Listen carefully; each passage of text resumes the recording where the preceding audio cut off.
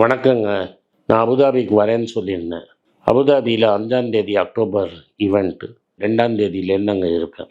என்னை சந்திக்கணும்னு நினைக்கிறவங்க டெஃபினட்டாக ஈவெண்ட்டுக்கு வாங்க. நம்பர் ஆஃப் சீட்ஸ் ரொம்ப கம்மியாக இருக்குது. சீக்கிரமாக உங்கள் சீட்டை புக் பண்ணுங்க. ஃபர்தராக உங்களுக்கு ஏதாவது டீட்டெயில்ஸ் என்னோடய அபுதாபி ப்ரோக்ராம் பற்றி தெரியும்னா கீழே ஒரு வாட்ஸ்அப் நம்பர் கொடுத்துருக்கேன், இமெயில் ஐடி கொடுத்துருக்கேன். இதில் கான்டாக்ட் பண்ணிங்கன்னா எங்கள் டீம் இன்னும் டீட்டெயில்ஸ் கொடுப்பாங்க. நன்றி, வணக்கம். வணக்கம், good morning, happy morning, wonderful morning. நிறைய பேர் பிஸ்னஸ் பண்ணணுன்னு ஆசைப்படுறீங்க. நிறைய பேர் பிஸ்னஸை பற்றி என்கிட்ட கேட்டிருக்கீங்க. பிஸ்னஸ்ங்கிறது எப்படிங்கிறத முதல்ல உங்களுக்கு சொல்லிடுறேன். பிஸ்னஸ்ங்கிறது நீங்கள் ஒரு ப்ராப்ளம் சொல்யூஷன் மாதிரி தான் பார்க்கணும். மார்க்கெட்டில் ஒரு கேப் இருக்குது, அந்த கேப்பை நான் ஃபுல்ஃபில் பண்ணுறேன். அந்த கேப்பை நான் ஃபுல்ஃபில் பண்ணிட்டேன்னா அந்த கேப்பை ஃபுல்ஃபில் பண்ணால் ஆட்டோமேட்டிக்காக என் பிஸ்னஸ் ப்ராஃபிட்டபுளாக இருக்கும். பட் அதில் அந்த ஐடியாவை இன்னொருத்தனும் ஈஸியாக காப்பி பண்ண முடியுமாங்கிறத நீங்கள் பார்க்கணும். அவன் அந்த ஐடியாவை ஈஸியாக காப்பி பண்ண முடியும்னா அதுக்குள்ளே அங்கே டூ மச் காம்படிஷனாக ஆகிடும். இப்போ நான் ரீசெண்டாக உங்களுக்கு ஒரு எக்ஸாம்பிள் சொல்கிறேன். ஒரு காலத்தில் மெட்ராஸ்லேருந்து நீங்கள் திருச்சி பக்கம் போனீங்கன்னா கும்பகோணம் டிகிரி காப்பி அப்படிங்கிறது ஃபேமஸ் ஆச்சு. 4 கடை 5 கடை இருந்தால் அது சக்சீட் ஆகிருக்கும். ஒரு 5 கிலோமீட்டருக்கு ஒரு கும்பகோணம் டிகிரி காப்பி வந்ததுனால இப்போ கும்பகோணம் டிகிரி காப்பியே காணாமல் போயிடுச்சு. மெட்ராஸ் கேஃபேன்னு ஒருத்தர் ஆரம்பித்தார். அங்கே கிசாக் போட்டு காஃபி ஓடின்னு இருந்தது. இன்றைக்கும் இருக்குது, ஆனால் முன்னாடி இருந்த அளவு இல்லை. ஏன்னா அவர் பண்ணுறது ஈஸியாக இன்னொருத்தன் காப்பி அடிக்கணும். ஆட்டோமேட்டிக்காக மார்ஜின் ப்ரெஷர் ஜாஸ்தி ஆகிடும். நீங்கள் காப்பிக்கு 20 ரூபா வாங்கினா அவனும் காப்பிக்கு 10 ரூபா வாங்குவான். அவர் என்ன ஐடியாவில் ஆரம்பித்தார்னா, கொஞ்சம் பெட்டர் ஹைஜீனோட நம்ம கொடுக்கலாம். இப்போ இருக்கிற ஹைஜீனோட பெட்டர் ஹைஜீன் கொடுத்தா மக்கள் 2 ரூபா 3 ரூபா ஜாஸ்தி கொடுப்பாங்க.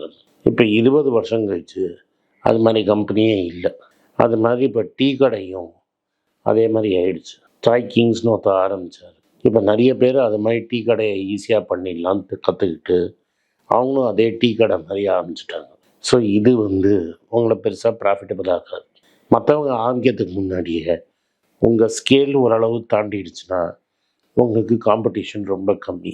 இப்போ டாடா ஸ்டார்பக்ஸை பார்த்து நிறைய பேர் காப்பி அடிக்கிறாங்க. பெங்களூரில் நியூ வேவ் காஃபின்னு ஒருத்தன் ஆரம்பிச்சிருக்கான். இதெல்லாம் ப்ளூ டொக்காயின்னு ஒருத்தன் ஆரம்பிச்சிருக்கான். இவங்கெல்லாம் ஈஸியாக காப்பி அடிக்கலாம் அப்படின்னு வராங்க. இது பேர் காம்படிஷனுங்கிறது. காம்படிஷன் இருந்ததுன்னா பிஸ்னஸ் டேர்ம்ஸில் இதை லூசர்ஸ் கேம் அப்படின்னு நம்ம சொல்லுவோம். அப்படின்னா ஒரு பர்டிகுலர் காப்பி ப்ராடக்டை எல்லோரும் காப்பி அடிச்சிங்கன்னா ஆட்டோமேட்டிக்காக என்ன ஆகும்னா ஒருத்தருக்கு ஒருத்தர் நீங்கள் ப்ரைஸ் கட் பண்ணிப்பீங்க. இந்த ப்ரைஸ் கட் பண்ணதில் யாருக்குமே பெருசாக லாபம் வராது. கடைசியில் எல்லோரும் இழுத்து மூடிடுவீங்க.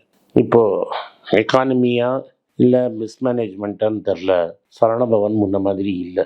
ஏன்னா சரவணபவனை பார்த்து வசந்த பவன், சங்கீதா நிறைய பேர் வந்துட்டாங்க. இப்போ சங்கீதாலேருந்து பிரிஞ்சு போய் ஒருத்தர் கீதம்னு ஆரம்பிச்சிட்டாரு. இது எல்லாமே பெரிய ப்ராப்ளம் இது. ஸோ காம்படிஷனுங்கிறது ஒரு லூசர்ஸ் கேம். ஸோ இன்னொருத்தர் ஈஸியாக காப்பி அடிக்காத பிஸ்னஸை நீங்கள் எவ்வளோ குயிக்காக நீங்கள் ஆரம்பிக்கிறீங்களோ அவ்வளோ சீக்கிரம் உங்களுக்கு பெட்டர். உங்கள் மீ டூ பிஸ்னஸ் அப்படின்னா ஒருத்தர் ஒரு பிஸ்னஸ் ஆரம்பித்தார், அதை பார்த்து அப்படியே க்ளோன் பண்ணி காப்பி அடிச்சிங்கன்னா அவருக்கும் பிஸ்னஸ் போயிடும், உங்களுக்கும் பிஸ்னஸ் போயிடும். ஏன்னா மார்க்கெட்டில் டோட்டலாக ஒரு சைஸ் தான் இருக்கும். அந்த மார்க்கெட் சைஸில் நீங்கள் பத்தை ஓரளவு தான் போட முடியும். 10 பேருக்கு தான் மார்க்கெட் இருக்குன்னா அதில் 20 பேர் வந்தீங்கன்னா டெஃபினட்டாக எல்லோரும் இழுத்து மூடிடும். இதுதான் காபி பிஸ்னஸ், டீ பிஸ்னஸ் சொல்லுது. இப்போ அடுத்தது பிரியாணி அந்த ஸ்டேஜை நோக்கி போயிட்டுருக்கு. இதுதான் ஃபஸ்ட்டு ஐடியா ஆஃப் பிஸ்னஸ். காம்படிஷனுங்கிறது இஸ் அ லூசர்ஸ் கேம். உங்களுக்குன்னு யூனிக்காக ஒரு பர்டிகுலர் ஐடியா வச்சுருக்கணும், யூனிக்காக ஒரு மோட் டெவலப் பண்ணோம். அப்போ தான் நீங்கள் சர்வைவ் பண்ணுவீங்கிறதுல எனக்கு மாற்று கருத்தே கிடையாது. அடுத்தது நெட்வொர்க் எஃபெக்ட் அப்படிம்பாங்க. நெட்வொர்க் எஃபெக்ட்னா என்னென்னா, நான் ஒரு புது சர்வீஸ் பண்ணேன்னா 4 பேர் இந்த சர்வீஸில் இருந்தாங்கன்னா அது ஈஸியாக 40 பேர் ஆகிடும். ஏன்னா அவன் ஃப்ரெண்ட்ஸ் எல்லாம் திரும்பி அதில் இறங்குவான். ஸோ இப்போ ஒரு ஊரில் 100 பேரில் 90 பேர் ஒரு 50 பேர் ஒரு நெட்வொர்க்கில் இருக்காங்கன்னா அடுத்த 50 பேருக்கும் அந்த நெட்வொர்க்கில் சேருவாங்க. இல்லாட்டா அவங்க லெஃப்ட் அவுட்டாக ஃபீல் பண்ணுவாங்க. இதோட கிளாசிக் எக்ஸாம்பிள் ஃபேஸ்புக். ஹார்வர்ட் டாம்குள்ளே எல்லோரும் ஒருத்தர் கனெக்ட் பண்ணிக்கிறதுக்கு ஒரு பிளாட்ஃபார்மாக ஆரம்பித்தாங்க. இதுக்கு முன்னாடி மைஸ்பேஸ் அப்படின்னு ஒருத்தர் ஆரம்பிச்சிருந்தார். அதுக்கு முன்னாடி ஃப்ரெஞ்ச் தர் அப்படிங்கிறவர் ஆரம்பிச்சிருந்தார். அவங்கெல்லாம் ஸ்கேல் பண்ணுறதுக்கு முன்னாடி ஃபேஸ்புக்கு பக்காவாக ஸ்கேல் ஆகிடுச்சு. அதுக்கு முன்னாடி ஹார்வர்ட் ஸ்டூடெண்ட்ஸை மட்டும் டார்கெட் பண்ணி ஒரு ஸ்ட்ராங் இனிஷியல் யூசர் பேஸை சக்கர்பர்க் டெவலப் பண்ணிட்டார். அதை மெதுவாக க்ரோ பண்ண ஸ்பேஸையும் சாஃப்ட்வேரையும் கரெக்டாக டெவலப் பண்ணி பக்கா நெட்வொர்க் ஆகிடுச்சு. ஒன்ஸ் அது மாதிரி நெட்வொர்க் ஆகிடுச்சுனோன்னா அவங்களால பணம் ஈஸியாக ரைஸ் பண்ண முடிஞ்சது. அந்த பணத்தை வச்சு ஸ்டாக்கை கரன்சியாக யூஸ் பண்ணி இன்ஸ்டாகிராமையும் வாட்ஸ்ஆப்பையும் வாங்கி ஒரு பெரிய அட்வான்டேஜ் கொண்டு போயிட்டார். இதை தான் நெட்வொர்க் எஃபெக்ட்னு சொல்கிறது. இப்போ இருக்கிற முக்கால்வாசி சாஃப்ட்வேர் பிளாட்ஃபார்ம்ஸு இந்த நெட்வொர்க் எஃபெக்டை யூஸ் பண்ணியிருப்பாங்க. எடுத்தோடனே தடால் அடி மாதிரி நீங்கள் பெருசாக ஆரம்பிக்காமல் மெதுவாக ஆரம்பித்து நெட்வொர்க்கை பக்காவாக ரெடி பண்ணிக்க வேண்டியது. அப்போ தான் பிஸ்னஸ் பக்காவாக ஸ்மால் மார்க்கெட்டை கம்ப்ளீட்டாக டாமினேட் பண்ணிவிட்டு ரேப்பிடாக மார்க்கெட்டை லேட்டர் எக்ஸ்பேண்ட் பண்ணணும். உங்களுக்கெல்லாம் ஞாபகம் இருக்குமா இல்லையான்னு தெரியாது. முன்னாடி ஜிமெயில் ஈஸியாக ஓப்பன் பண்ண முடியாது. ஜிமெயிலில் தான் நிறைய மெமரி ஸ்டோரேஜ் ஸ்பேஸ் கொடுத்தான். அதனால் என்ன பண்ணுவாங்கன்னா, நான் ஜிமெயில் அக்கௌண்ட்டில் வச்சுருந்தேன்னா நான் 2 பேருக்கு முன்னாடி இன்விடேஷன் அனுப்பினேன்.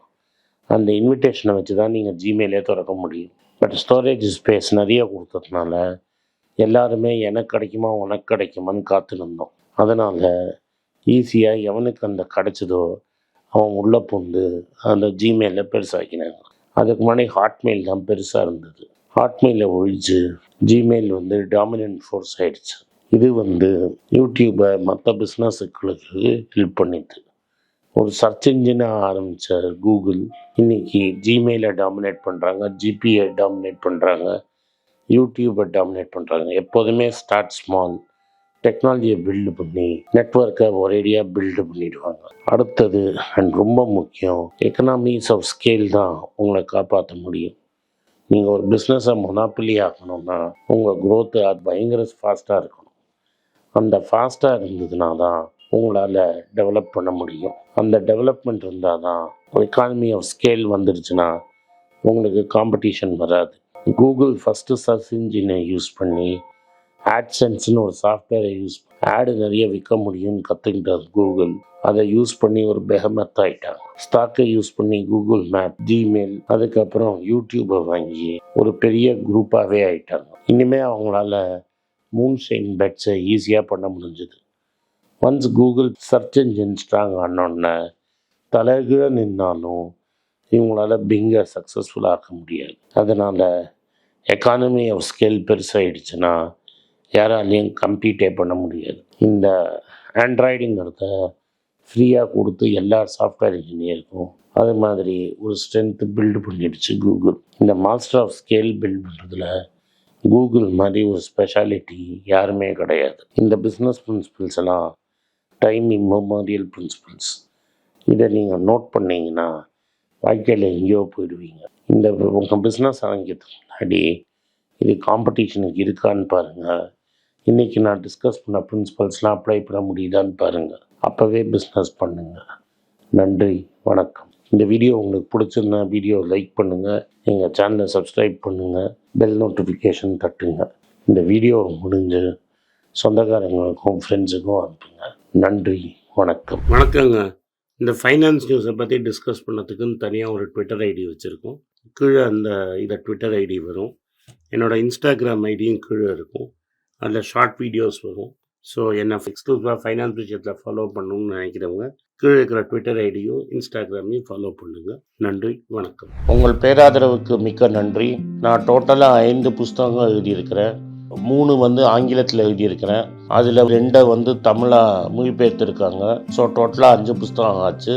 இந்த 5 புஸ்தகத்துக்கு ஹார்ட் காப்பி வேணும்னா நீங்கள் கீழே இருக்கிற வாட்ஸ்அப் நம்பருக்கு மெசேஜ் அனுப்பிச்சிங்கன்னா எங்கள் டீம் உங்களை கான்டாக்ட் பண்ணுவாங்க.